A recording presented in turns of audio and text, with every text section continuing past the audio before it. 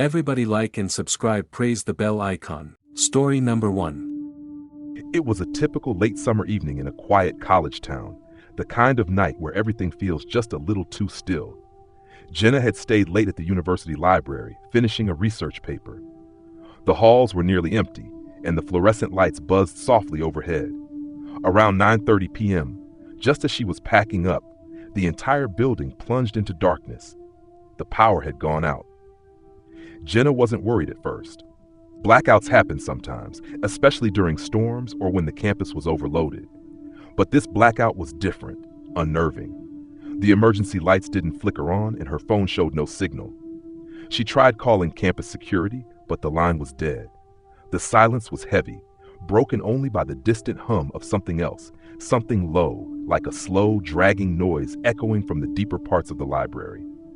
Jenna's heartbeat quickened. She grabbed her backpack and started walking toward the exit, using the faint glow from her phone's flashlight. As she moved down the dim hallways, the sound grew louder and more distinct, a rhythmic dragging, like chains scraping against the floor. Jenna froze, listening hard. She told herself it was probably just some maintenance worker or a janitor, but the library was supposed to be locked up for the night. Her phone flickered, the light weakening until it went out completely. She was plunged into pitch black. Jenna's breath hitched, panic rising as the dragging noise got closer, until it was just behind her. She sprinted, heart pounding, blindly navigating the corridors. Suddenly, her foot caught something on the floor, and she stumbled, crashing hard onto the cold tiles. The dragging stopped, an icy silence followed, so deep Jenna could hear her own ragged breathing. Then came the whisper, a voice, hoarse and broken, barely audible, right next to her ear. "You shouldn't be here." Jenna scrambled up and bolted for the exit, yanking at the door handle, but it wouldn't budge. She was trapped inside the dark library with something, or someone, that shouldn't have been there. Minutes felt like hours. The dragging returned, slow and deliberate, circling her. Then footsteps, quick and light, ran past the door outside, disappearing into the night. The lights suddenly flickered back on, and the doors unlocked. Jenna didn't wait. She ran out into the empty campus, gasping for air. When security arrived minutes later, they found the entire library sealed, no sign of any other person inside, except for Jenna, trembling and wide-eyed, insisting something had been there with her in the blackout. No one believed her. But the next day, the campus posted warnings after discovering old chains and strange scratch marks hidden deep inside the library's basement, where no one was supposed to go. Those marks, eerily fresh, looked like someone or something had been dragging itself along the floor, waiting for the next person foolish enough to stay behind during the blackout. Story number 2. The cruise was supposed to be a relaxing escape for a group of friends celebrating a graduation. The ship, massive and luxurious, cut through the calm ocean under a clear night sky. But on the third night, something changed. Around midnight, the ship suddenly lost power. The lights went out, and the hum of the engine stilled. The emergency systems kicked in, but only partially. The dim red lights barely illuminated the endless darkness around them. Panic spread quickly among passengers as the ship drifted silently, a black island surrounded by black water. Among the passengers was Mark, an amateur photographer who decided to explore the ship with his flashlight. As he wandered the eerily silent decks, the usual festive atmosphere was replaced by a ghostly stillness. The only sounds were his footsteps and the distant lapping of waves against the hull. Then he noticed it. Faint whispers, barely audible over the ocean breeze. They seemed to come from the lower decks, the crew's quarters and service areas, places passengers rarely visited.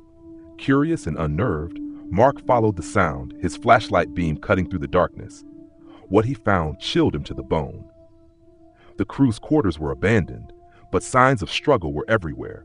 Overturned chairs, broken glass, and deep scratches gouged into the metal walls. On the floor lay a small, old notebook, water-stained but legible. It was a journal from a crew member, dated decades earlier. The entries told of a mysterious illness that struck the ship during a voyage years before, a sickness that drove people mad, making them disappear one by one. The last entry warned of something worse, a presence that haunted the ship's hull, feeding on fear and isolation. Suddenly, Mark heard footsteps behind him, heavy and slow. He turned but saw nothing. The whispers grew louder, closer, now sounding like urgent, desperate voices begging for help or warning him to leave. Heart pounding, Mark ran through the twisting corridors, but the layout seemed to shift. The hallways stretched and warped, trapping him in a maze of shadows. When the power finally returned hours later, Mark was found by crew members, shaken and disoriented, muttering about voices and shadows. The ship's captain insisted nothing unusual had happened, but Mark never went back to cruising. And passengers who were there still whisper about the blackout, saying some people disappeared that night, swallowed by the darkness, and something far older lurking beneath the waves. Story number 3.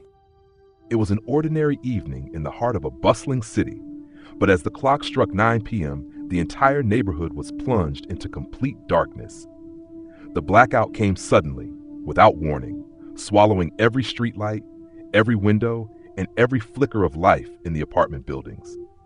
At first, people assumed it was just a temporary power outage, something the utility company would fix in minutes. But minutes stretched into hours, and the silence grew heavy. Sarah lived alone on the 13th floor of an old high-rise. She wasn't particularly afraid of the dark, but tonight felt different. The power outage was too absolute, too complete, like the city had been erased. Her phone was her only source of light, but even the signal was weak, barely holding on. She tried to call the utility company, but the line was dead. She decided to explore her apartment with a flashlight, but as she moved through the rooms, the beam caught something strange on the wall.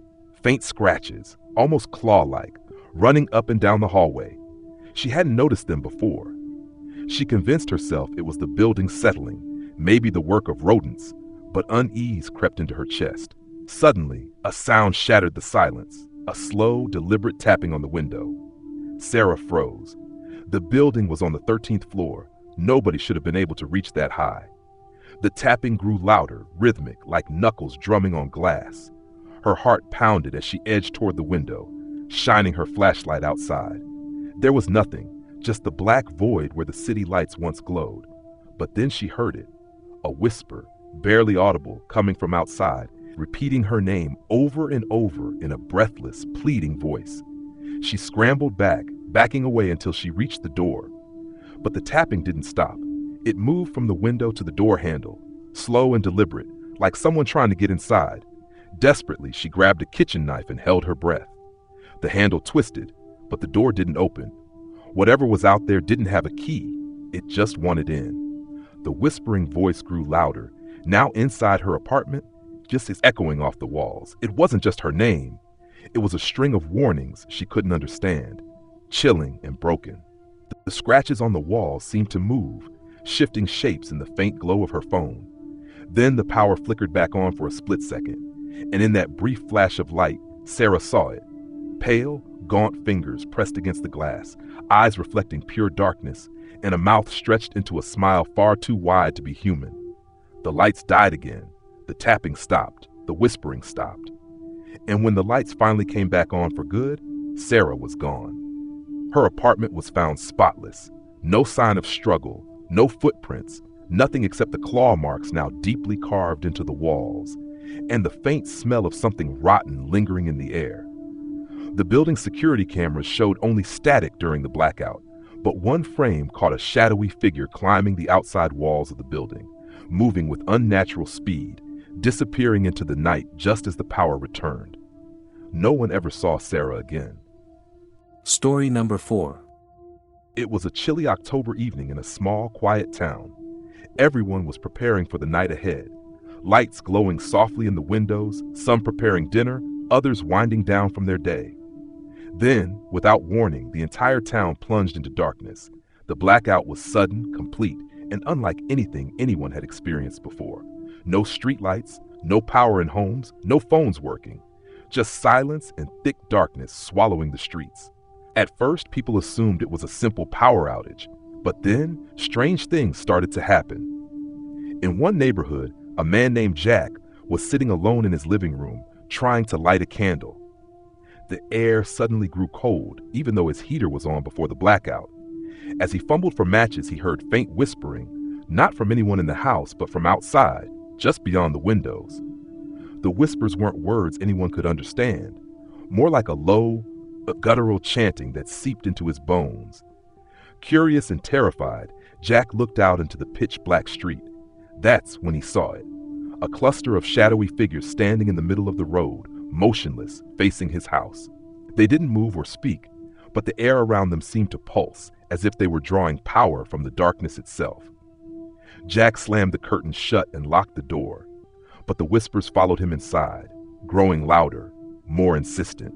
He could hear footsteps pacing the hall outside his room, slow and deliberate. When he dared to peek, no one was there, but the room felt suffocating, like something was watching, waiting.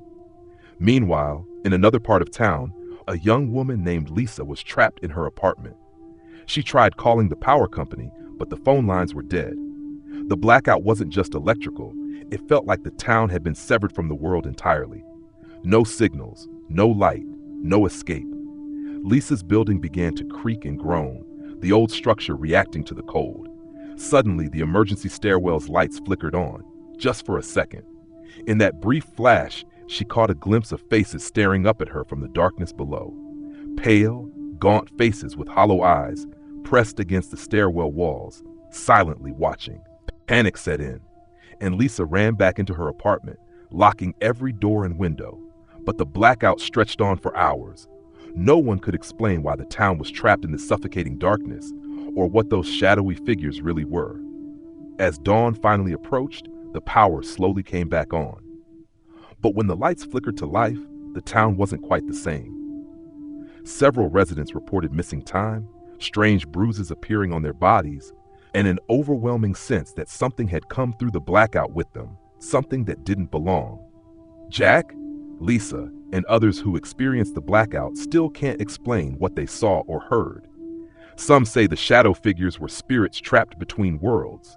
Others whisper of something ancient and malevolent that feeds on fear in the darkness. To this day, whenever the power flickers or the night feels too still, the people of that town remember the blackout, an event that stole more than just their lights. It stole their sense of safety, leaving behind shadows that may never truly leave.